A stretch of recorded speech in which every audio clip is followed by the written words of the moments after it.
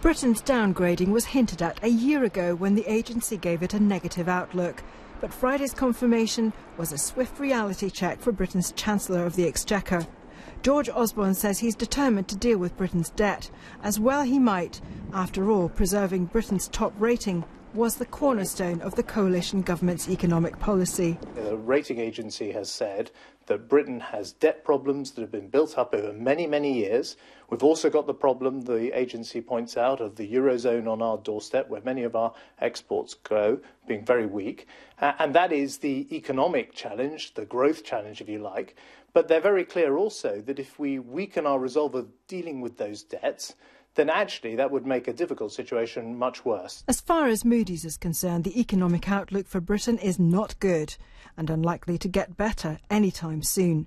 And that can only mean more belt tightening and very little growth. And that in itself is a problem.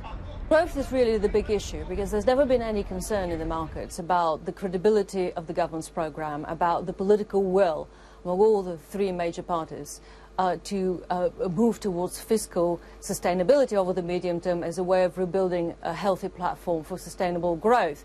There are no magic fixes for this kind of problem. It does mean very difficult political decisions.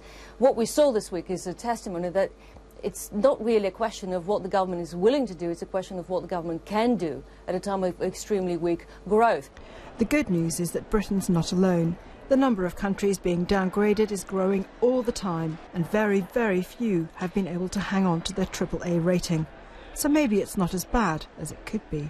There are only 2 countries in the G7 which still have all 3 rating agencies giving them the top-notch rating, and that's Germany and Canada. Everyone else, including the US, where I'm standing right now, has already been downgraded.